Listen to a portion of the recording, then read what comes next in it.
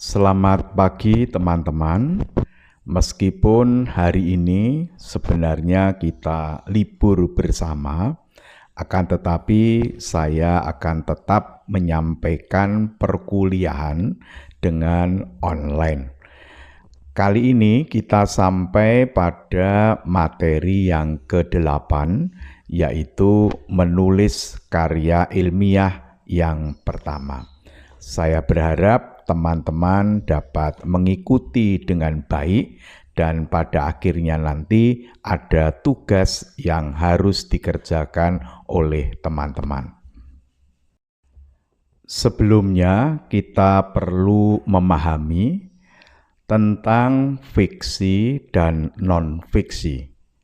Kita nanti akan memahami apakah karya ilmiah itu masuk pada karya fiksi atau non-fiksi. Nah, teman-teman, mari kita pahami dulu apa yang dimaksud dengan karya fiksi. Nah, pada prinsipnya yang disebut dengan karya fiksi adalah cerita rekaan, khayalan, dan tidak berdasarkan kenyataan. Yang dimaksud dengan rekaan itu adalah cerita yang direka-reka oleh pengarangnya. Sehingga karena itu cerita rekaan, maka tentu bukan fakta, melainkan khayalan dan tidak berdasarkan kenyataan. Berikutnya yang dimaksud dengan karya fiksi tentu akan berdasar atau berpijak dari imajinasi penulisnya, bukan berdasarkan hasil pengamatan penulisnya, tetapi daya imajinasi penulisnya. Nah, dengan demikian, karya fiksi itu tidak bisa digunakan sebagai fakta, meskipun ada yang dimaksud dengan fiksi sejarah atau fiksi ilmiah. Meskipun ada kata sejarah, ada kata ilmiah, itu tetap tidak bisa disebut sebagai karya ilmiah, tetapi itu adalah karya fiksi.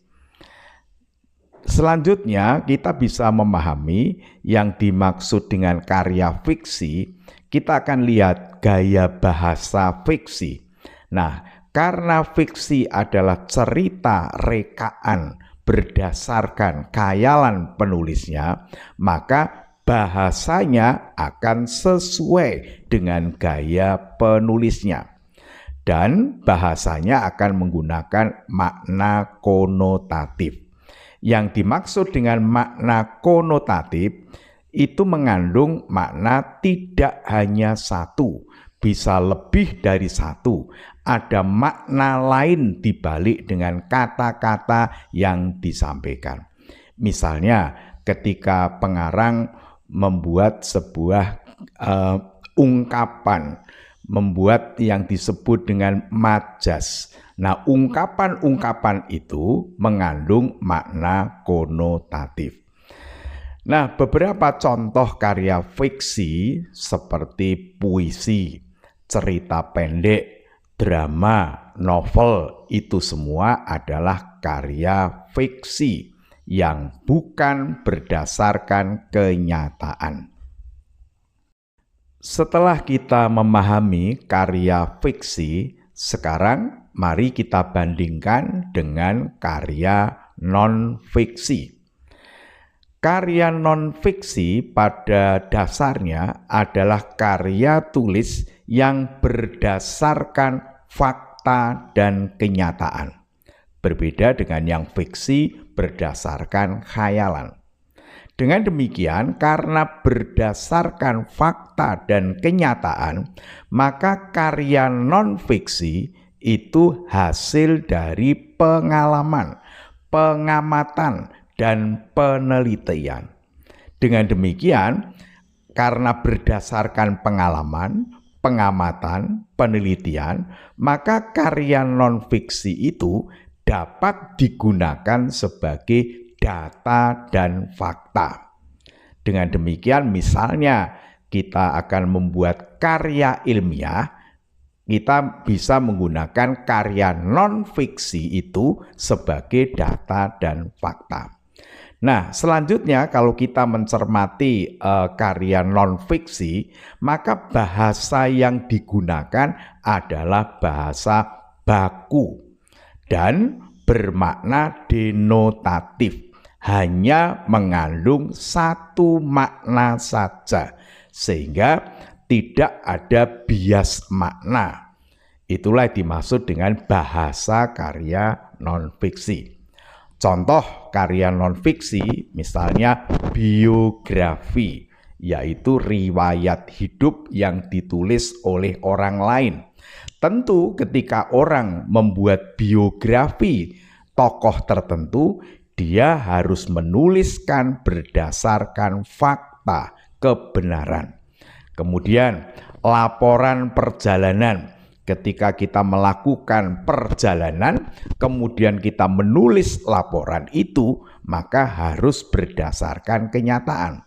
Kemudian kita membuat artikel ilmiah, menyusun berita, membuat makalah, skripsi, sampai kepada disertasi. Itu semua adalah contoh-contoh karya non-fiksi. Nah, saya berharap teman-teman sudah bisa membedakan antara fiksi dan non-fiksi. Dengan demikian, menulis karya ilmiah itu menulis karya non-fiksi. Nah, sekarang kita masuk lebih dalam lagi. Apa yang dimaksud dengan karya ilmiah? Yaitu karya tulis yang dibuat dengan prinsip-prinsip ilmiah berdasarkan data dan fakta. Itu didapatkan melalui observasi atau pengamatan, kemudian eksperimen atau percobaan, dan kajian pustaka. Kita membutuhkan pustaka, buku-buku ilmiah yang lain untuk mencari data dan fakta. Nah, karya ilmiah adalah naskah yang membahas satu masalah tertentu atas dasar konsepsi keilmuan tertentu dengan memilih bentuk penyajian tertentu. Misalnya, ketika kita akan menyusun sebuah artikel tentang media sosial, kita akan menulis, itu ada topik khusus yang akan kita bahas atas dasar konsepsi keilmuan tertentu.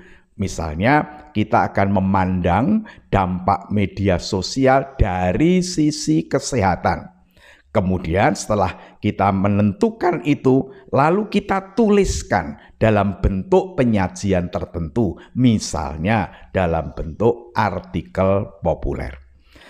Nah, karya ilmiah itu merupakan hasil pengamatan, eksperimen, dan kajian pustaka yang diolah menjadi tulisan baru yang menggambarkan pendapat, pandangan, solusi yang disampaikan oleh penulis. Maksudnya begini, ketika teman-teman membuat karya ilmiah, maka teman-teman akan menggunakan karya orang lain sebagai sumber, sebagai daftar pustaka. Tetapi berbagai sumber itu, misalnya pengamatan, eksperimen, dan kajian pustaka, itu diolah menjadi tulisan baru. Sehingga meskipun itu berdasarkan banyak karya di belakang itu, tapi tulisan teman-teman adalah tulisan yang baru yang menggambarkan pendapat, pandangan, solusi yang disampaikan oleh penulis. Lalu apa tujuan menulis karya ilmiah? Nah, bagi teman-teman kali ini tujuan utama kita akan berlatih menulis karya ilmiah untuk teman-teman, yaitu melatih penulis berpikir kritis. Oke, kita sudah paham yang namanya berpikir kritis, yaitu berpikir dengan tidak mudah percaya, mempertanyakan berbagai hal. Kemudian komprehensif, artinya kita berpikir secara utuh dari berbagai sudut pandang dan menemukan atau mengembangkan pengetahuan baru. Nah, dengan menemukan, mengembangkan pengetahuan baru, kita bisa yang pertama mendukung atau membuktikan, meyakinkan kebenaran teori lama dan mengajak pembaca untuk tetap mempertahankan kebenaran atau teori lama itu. Ketika kita meyakini sebuah teori lama itu dan terbukti teori lama itu masih benar, kemudian kita mengajak pembaca untuk tetap meyakini kebenaran dan teori lama itu berdasarkan argumen pendapat dari teman-teman. Yang berikutnya bisa juga karya ilmiah itu untuk menolak kebenaran atau menolak teori lama dan kemudian menawarkan kebenaran baru, lalu mengajak pembaca menolak yang lama dan menerima yang baru. Kita tahu beberapa waktu yang lalu kebenaran tentang bumi datar. Dulu teori bumi ini adalah teori bumi yang datar dan diyakini oleh sekian lama. Tapi di kemudian hari muncul teori baru, fakta baru bahwa bumi ini adalah bulat. Nah, ketika penemu itu meyakinkan kepada pembaca bahwa bumi itu bulat, berarti menolak kebenaran atau teori lama yang menyatakan bumi itu datar dan kemudian meyakinkan pembaca bahwa bumi itu bulat.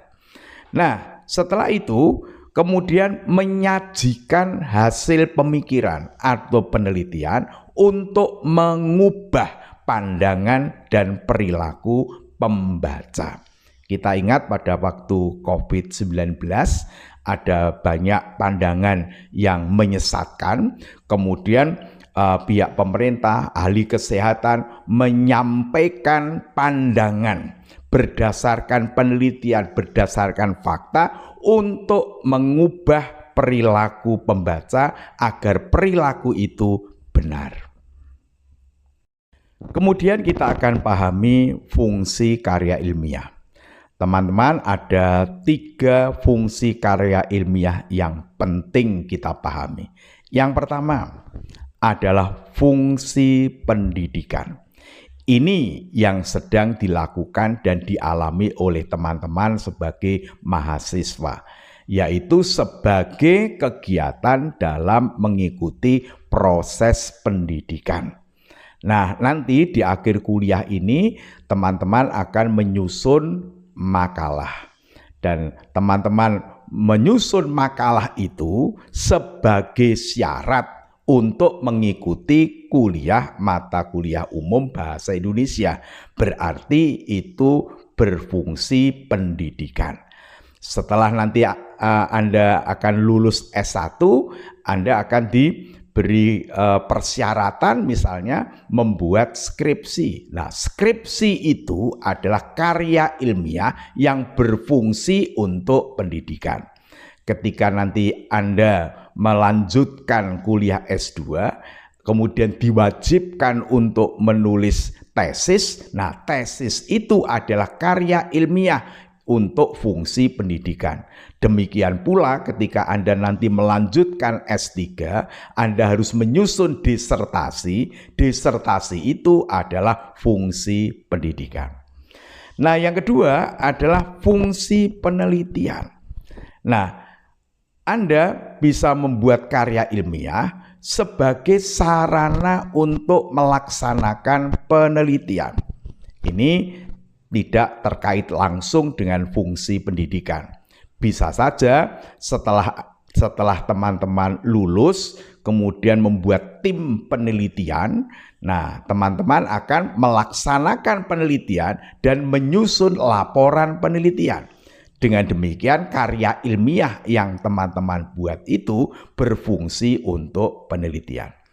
Dan yang ketiga, ini yang menurut saya sangat-sangat penting, yaitu fungsi fungsional. Karya ilmiah itu sebagai media pengembangan pengetahuan. Nah, saya berharap teman-teman nanti menjadi expert, menjadi ahli dalam bidang masing-masing. Sehingga nanti setelah lulus, teman-teman tetap akan mengembangkan pengetahuan dengan menyusun karya ilmiah. Saya berharap setelah lulus nanti teman-teman akan menjadi ahli dalam bidangnya, dan melalui keahlian itulah teman-teman akan diundang untuk menyampaikan sesuatu, untuk menyusun makalah. Disitulah karya ilmiah itu berfungsi sebagai fungsional, media pengembangan dan pengetahuan. Nah, selanjutnya mari kita pahami ciri-ciri karya ilmiah. Ada 4 ciri karya ilmiah. Yang pertama adalah sistematis, artinya disusun dengan menggunakan pola atau sistematika tertentu. Misalnya, ketika teman-teman tadi menyusun karya ilmiah, minimal ada 3 bab. Bab yang pertama adalah pendahuluan. Isinya latar belakang masalah, rumusan masalah, dan tujuan. Kemudian masuk ke bab 2 adalah pembahasan. Kemudian bab 3 adalah kesimpulan dan saran.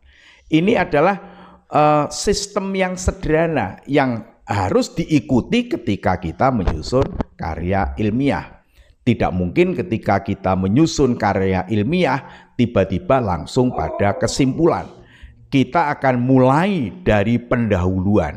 Setelah itu kita masuk pada pembahasan, diakhiri dengan kesimpulan dan saran. Itulah yang dimaksud dengan sistematis. Yang kedua adalah logis. Artinya sesuai dengan logika, benar menurut penalaran, masuk akal. Dan yang ketiga adalah objektif. Yang dimaksud dengan objektif adalah melihat objeknya. Kita sudah belajar membedakan antara objektif dan subjektif. Kalau objektif itu melihat objeknya tanpa dicampuri oleh subjeknya. Itu yang dimaksud dengan keadaan yang sebenarnya, tanpa dipengaruhi oleh pendapat atau pandangan pribadi. Dan yang keempat adalah faktual. Artinya apa? Berdasarkan kenyataan yang terjadi, bukan imajinasi dan opini seseorang. Lalu apa saja jenis-jenis karya ilmiah? Paling tidak ada 5 yang saya tampilkan. Yang pertama yang disebut dengan artikel ilmiah populer. Teman-teman masih ingat ketika kita belajar tentang presentasi ilmiah, saya menyajikan beberapa artikel ilmiah populer. Kemudian teman-teman membaca, meringkas, dan mempresentasikan. Nah, yang saya tampilkan, yang saya sajikan kepada teman-teman itu adalah artikel ilmiah populer. Biasa dimuat di surat kabar atau majalah. Nah, biasanya artikel ilmiah ini pendek dan mudah dipahami. Sistematikanya sederhana. Nah, derajat yang berikutnya adalah makalah. Nah, makalah ini nanti menjadi tugas akhir mata kuliah Bahasa Indonesia. Rumusannya sederhana, topiknya sederhana, sistematikanya juga sederhana. Nah, akan tetapi bedanya dengan artikel ilmiah populer, tetap saja di bagian di makalah itu ya ada pendahuluannya, ada pembahasannya, ada kesimpulannya yang diungkapkan secara eksplisit. Kemudian lebih kompleks lagi yang disebut dengan skripsi. Ini menjadi persyaratan bagi teman-teman dalam rangka meraih gelar sarjana. Syaratnya adalah skripsi. Ini persyaratan karya ilmiah untuk jenjang S1. Dan yang berikutnya untuk jenjang S2, teman-teman harus membuat tesis. Dan selanjutnya ketika kita sampai ke jenjang S3, maka karya ilmiah itu teman-teman membuat disertasi. Sekarang kita sampai pada langkah-langkah penulisan karya ilmiah. Yang pertama, langkah pertama adalah menentukan topik dan merumuskan judul. Ketika teman-teman diminta membuat karya ilmiah, misalnya secara bebas, tidak ditentukan topiknya apa, maka teman-teman harus menentukan topik. Setelah topiknya itu ada, lalu topik itu diubah menjadi judul.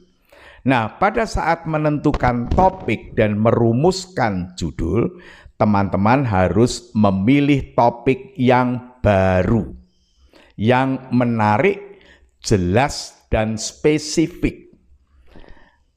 Nah, topik itu kemudian dirumuskan menjadi judul. Pada prinsipnya, judul merupakan simpulan tulisan. Dengan demikian, ketika kita membuat judul, buatlah judul itu yang singkat, padat, dan menarik. Pembaca begitu membaca judul yang singkat, padat, dan menarik, maka pembaca akan tertarik untuk membaca karya tulis itu. Sebaliknya, kalau judulnya itu panjang, tidak jelas gitu, maka pembaca tidak akan berminat untuk membaca karya tulis itu. Langkah yang kedua adalah merumuskan masalah. Nah, pada saat merumuskan masalah, maka dirumuskan dengan singkat, jelas, dan sederhana.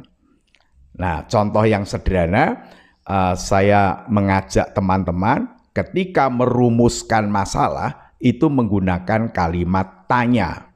Yang paling sederhana dengan kata tanya apa, mengapa, bagaimana.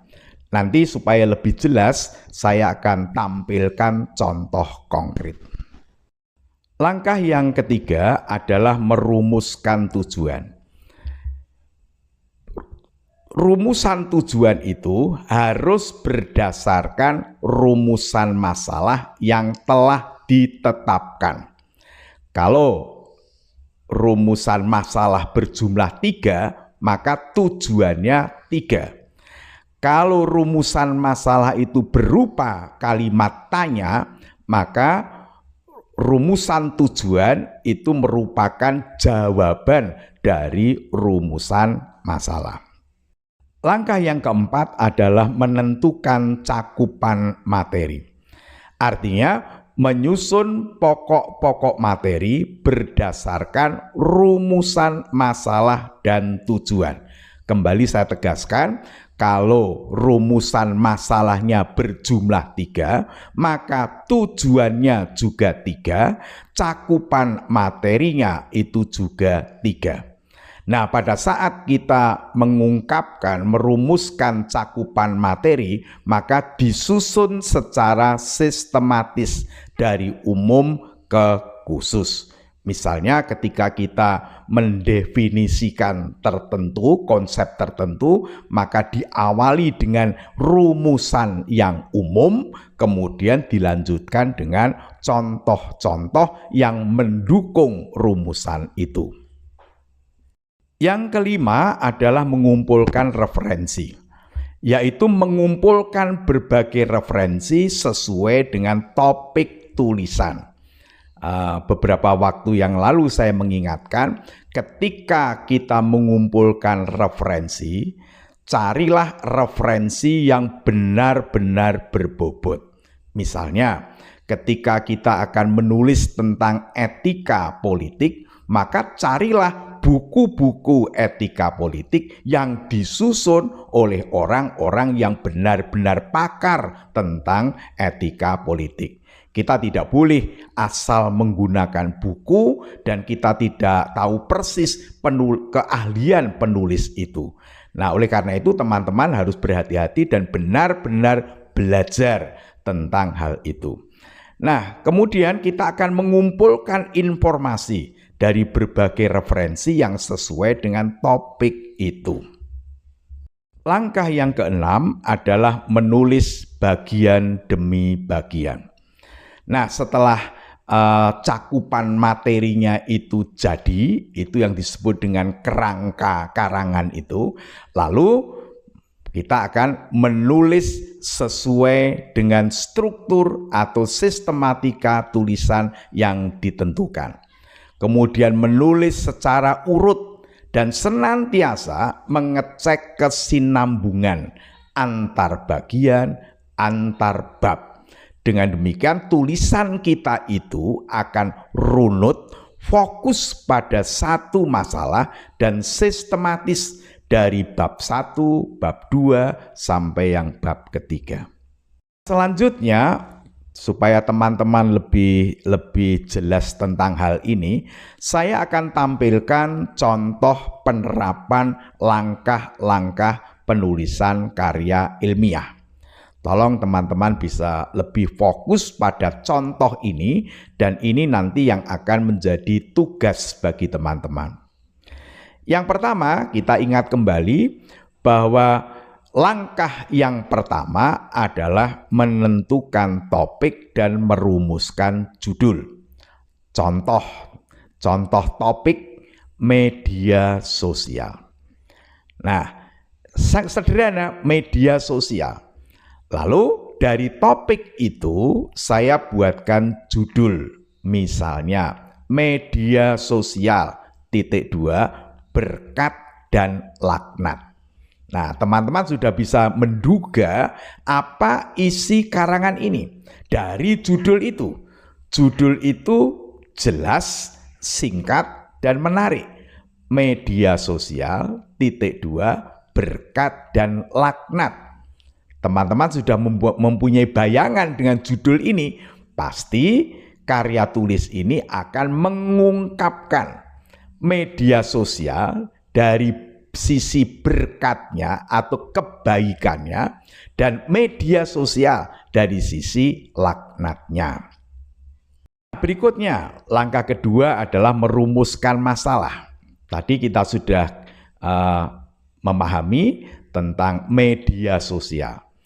Rumusan masalah saya berikan contoh 4. Nanti tugas teman-teman minimal 3 saja. Ini contoh yang saya buatkan. Rumusan masalah yang pertama, apa yang dimaksud dengan media sosial? Berarti nanti teman-teman harus bisa menjawab apa yang dimaksud dengan media sosial, ciri-cirinya, bentuk-bentuknya, jenisnya. Ini pertanyaan pertama. Apa yang dimaksud dengan media sosial? Yang kedua, apa kegunaan media sosial?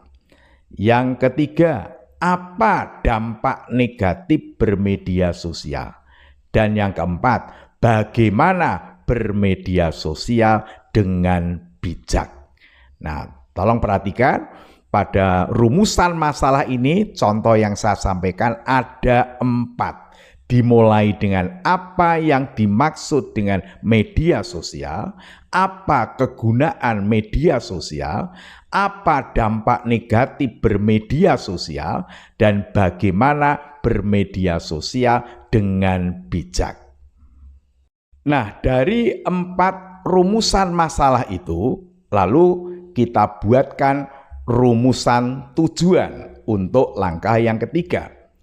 Kalau rumusan masalahnya ada 4, maka rumusan tujuannya juga 4 dan harus sesuai. Kalau yang rumusan masalah menggunakan kata tanya, kalimatnya kalimat tanya, maka untuk rumusan tujuan itu merupakan jawaban dari pertanyaan yang ada pada rumusan masalah. Yang pertama, menjelaskan tentang media sosial. Teman-teman ingat, rumusan masalah yang pertama tadi adalah apa yang dimaksud dengan media sosial. Sehingga sampai pada rumusan tujuan menjadi menjelaskan tentang media sosial. Lalu yang kedua, menjelaskan kegunaan media sosial. Menjelaskan dampak negatif bermedia sosial, lalu menjelaskan cara bermedia sosial yang bijak. Teman-teman bisa merunut pada waktu rumusan masalah, sama, urutannya jelas, sesuai antara rumusan masalah dengan rumusan tujuan. Nah, berikutnya yang keempat adalah menentukan cakupan materi. Kita akan mencoba menguraikan cakupan materi yang akan kita uraikan itu seperti apa. Nah, ini sama dengan yang rumusan masalah dan tujuan. Kalau rumusan masalahnya 4, tujuannya 4, maka cakupan materinya juga 4. Contoh, cakupan materi yang pertama, media sosial. Apa yang akan kita jelaskan? Cakupannya pengertian media sosial dan jenis media sosial. Dengan demikian, ketika teman-teman menulis tentang media sosial, akan diawali dengan konsep media sosial. Lalu dilanjutkan dengan jenis-jenis media sosial. Ini menjawab pertanyaan nomor 1 dan tujuan yang nomor 1. Kemudian manfaat media sosial. Teman-teman bisa merumuskannya, bisa membuat garis besarnya. Contoh dari saya, manfaat media sosial. Pertama, memperluas relasi pertemanan, menunjang bisnis, sarana pendidikan, sarana membantu sesama. Ini adalah menjawab pertanyaan rumusan masalah yang kedua dan tujuan yang kedua. Nah, cakupan materi yang ketiga yaitu dampak negatif media sosial. Saya mencoba merumuskan ada 4. Nah, tentu teman-teman bisa mendapatkan lebih dari itu. Tapi saya mencoba untuk memilih, menurut saya ada 4 ini. Yang pertama, menurunkan kemampuan sosial. Yang kedua, perundungan. Yang ketiga, bocornya informasi pribadi. Yang keempat, kecanduan. Nah, ini menjawab rumusan masalah dan tujuan yang ketiga. Yang terakhir, untuk menjawab pertanyaan rumusan masalah yang keempat atau tujuan yang keempat, saya membuat seperti ini, cara bermedia sosial dengan bijak. Caranya bagaimana? Saya rumuskan pokok-pokoknya. Nanti pada bab berikutnya barulah kita uraikan. Saya mencoba merumuskan cara bermedia sosial dengan bijak. Yang pertama, gunakan seperlunya. Berikutnya, menjaga etika, menjaga privasi, menggunakan untuk kebaikan, dan selektif dalam menerima dan berbagi. Nah, kerangka inilah nanti yang akan kita uraikan lebih lanjut. Nah, demikian teman-teman. Sampai di sini, nanti teman-teman membuat tugas hanya sampai pada menentukan cakupan materi. Temanya silahkan, topiknya silahkan bebas, silahkan teman-teman bisa memilih, kemudian diuraikan dari topik, kemudian judul, lalu rumusan masalah, kemudian tujuan, lalu cakupan materi. Nah, nanti saya akan kirimkan formatnya dan contoh.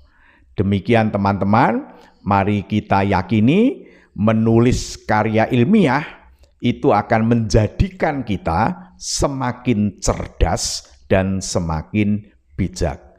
Terima kasih, sampai berjumpa minggu depan.